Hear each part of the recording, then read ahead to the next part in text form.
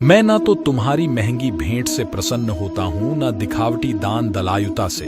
अगर मेरे मन को हरना है तो मुझे प्रेम से पुकारो, मैं हाजिर हो जाऊंगा। अवास्तविक चीजों को लेकर मन में कभी डर पैदा मत होने दो। वो वास्तविक नहीं है, वह ना तो कभी था और ना कभी होगा। इसके विपरीत जो वास्तविक है वह हमेशा से था और उसे ना तो बदला जा सकता है ना कभी नष्ट किया जा सकता है। जो मनुष्य किसी अच्छे काम में लगा हुआ होता है, आने वाले समय में उसका अंत कभी बुरा नहीं होता है। मनुष्य अपनी 3 प्रमुख कृतियों द्वारा नरक के द्वार पर पहुंचता है। वे तीनों कृतियां काम, क्रोध और लोभ हैं। मनुष्य का समस्त निर्माण उसके विश्वास के फल स्वरूप होता है। जैसा वह सोचता है उसी के अनुरूप वह बनता है। परिवर्तन इस संसार का नियम है।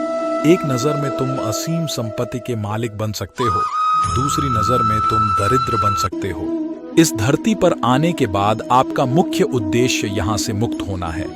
केवल वही मनुष्य मुक्त हो सकता है जो अपने कर्मों में दृढ़ संकल्प के साथ स्थिर है और सुख दुख को समान रूप से सहन करता है। जो मनुष्य अपनी आत्मा की बात सुन सकता है वह मुझसे बात कर सकता है और देख भी सकता है।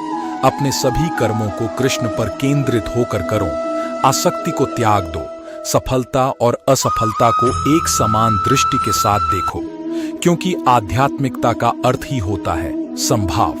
वह मनुष्य जिसने घृणा को त्याग दिया, जो सभी प्राणियों के साथ समान व्यवहार करता है, जो सुख दुख और दर्द पीड़ा से अप्रभावित है, जिसके अंदर करुणा भरी हुई है और मन शांत है, उसने सही मायने में मुझे प्राप्त कर लिया है।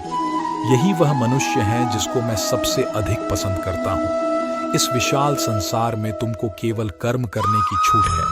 इसके अतिरिक्त फल की इच्छा और स्वार्थ सब निरर्थक है। ये सोचकर कभी किसी काम की शुरुआत मत करो कि इसका तुमको कोई फल मिलेगा। बिना किसी लालसा के कर्म करो। जो आदमी मुझे हर चीज में देखता है और मेरे होने के एहसास को अनुभव करता है, वह मेरा सच्चा भक्त है। ऐसे भक्तों से मुझे प्रेम है। इंद्रियों का काम ही है भटकना। जब कोई मनुष्य अपना मन उनके पीछे छोड़ देता है तो समझ लीजिए कि उसने छेद वाली नाव में सवारी शुरू कर दी है, जिसका डूबना तय है। ऐसा कोई नहीं है जिसका सदियों से अस्तित्व है, और ना ही ऐसा कोई है जिसका सदियों बाद अस्तित्व रहेगा। यहाँ कुछ स्थायी नहीं है। वह सभी चमकदार वस्तुओं में प्रकाश के स्रोत के रूप में स्थित है। वह सभी प्रकार के अंधकार से परे और अव्यक्त है। वह ज्ञान का विषय है और वही ज्ञान का लक्ष्य है। वह सबके हृदय में विराजमान है।